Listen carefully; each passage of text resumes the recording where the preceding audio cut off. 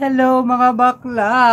Welcome back! At syempre, andito na naman ang pinakamaganda, nag-iisang diwata ng New Zealand na si Jingjing. At syempre mga bakla, for today's video, so ayan talagang napakadaming nagtatanong kung paano ba mag-apply dito sa New Zealand. So, ito meron na ako mga ginawang video kung paano mag-apply at paano ako nakarating dito sa New Zealand. Siyempre, sa mga hindi pa nakakapanood, so ayan, talakayan natin for today's video. At syempre, bago natin umpisahan ang video ito, isang intro muna!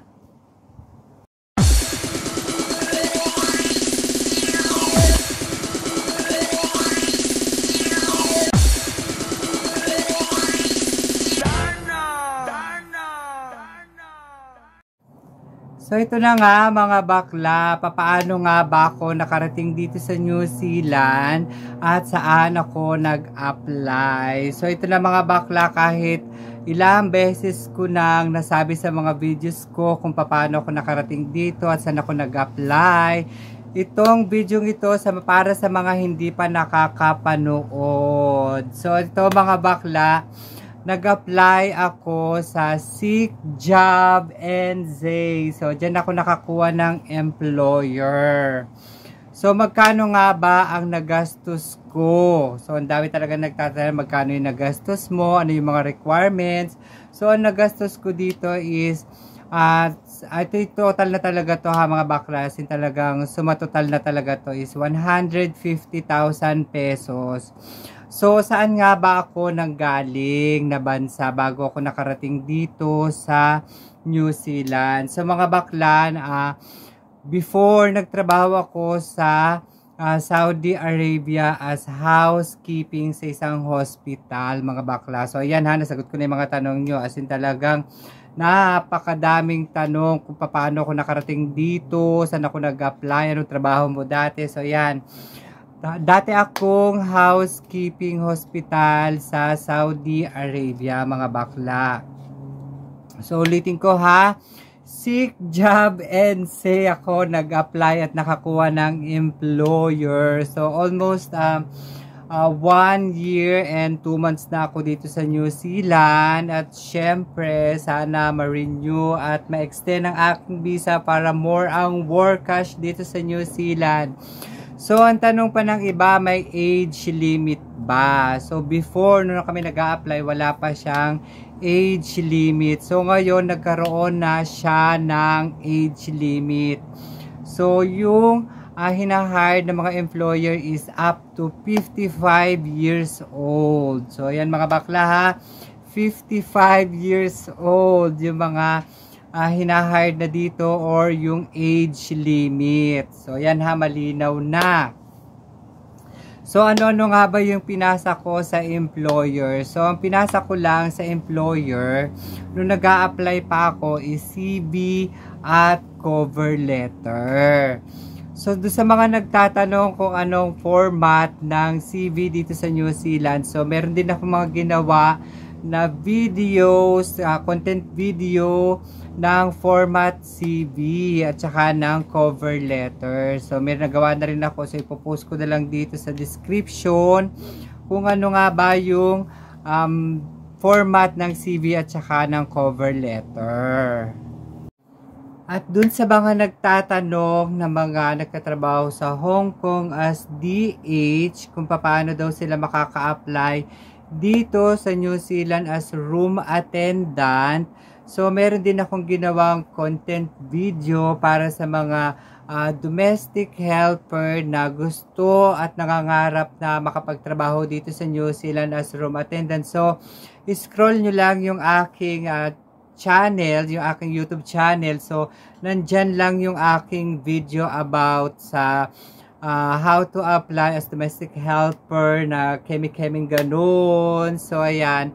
As in talagang hopefully, I am praying na talaga sana makakuha din kayo ng employer like me, o, diba? At syempre mga bakla, may mga nagtatanong pa rin kung ano ba yung mga nakukuha kong benefits sa aking employer o benefits dito sa New Zealand. So, usually, dun sa benefits na nakukuha namin dito sa New Zealand or dun sa aking employer, meron naman kami na annual leave tapos bayad pa siya. And then meron din kaming sick leave if ever na magkaroon kami ng sakit. Meron din naman kaming sick leave with pay. Tapos dun sa pagka nagkaroon ka ng sakit at gusto mo magpa-check up o magpagamot, parang kagaya nung kay Maha, sabi niya sa akin is for free. For free naman. Pero yung consultation, para meron siyang bayad. Hindi ko siya maintindihan. So, lilinawin ko talaga yan kay Maha kung paano ba yung sa benefits pagka nagkaroon ka ng sakit dito sa New Zealand. So, hindi ako sure kung ano-ano yung mga babayaran sa hospital. Pero sabi naman ni Maha is for free.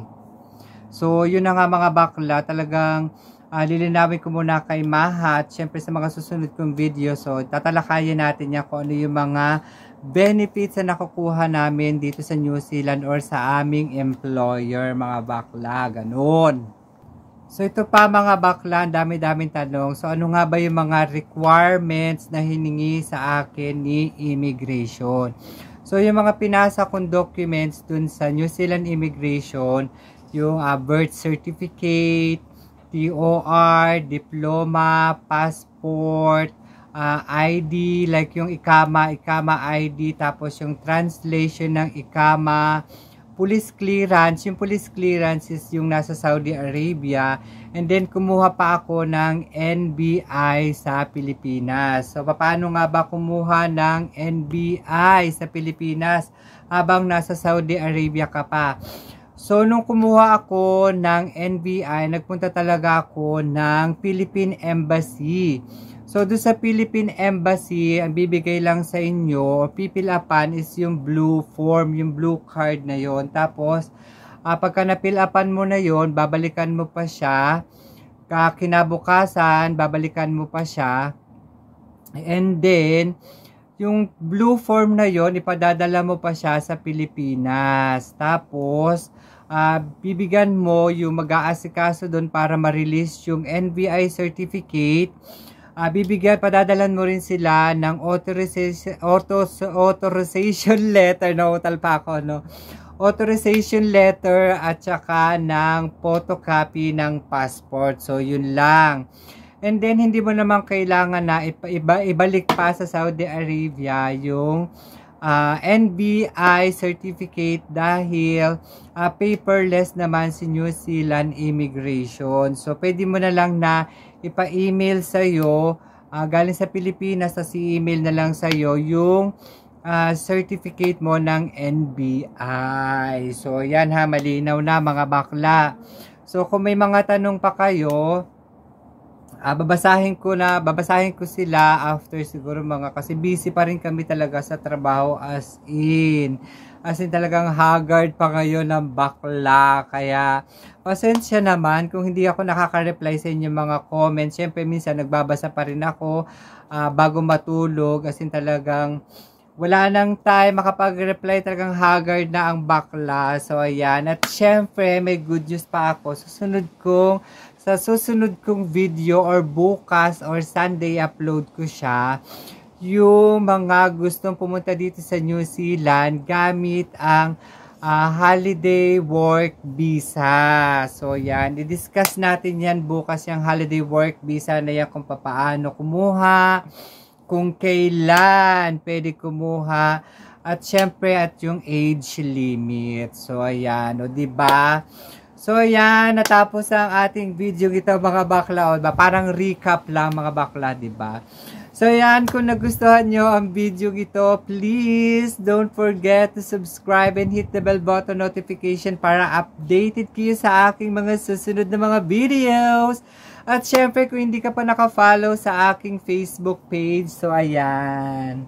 O, diba? Jing and Say Journey. So, ayan. Kung hindi ka pa naka-follow, ayan, follow ka na sa aking Facebook page. At, syempre, lagi ko po sinasabi, MYMP, make your mama proud. At syempre, ito si Jingjing ang nag-iisa, ang pinakamaganda, nag-iisang diwata ng New Zealand, nagsasabing, thank you for watching and I love you all. God bless.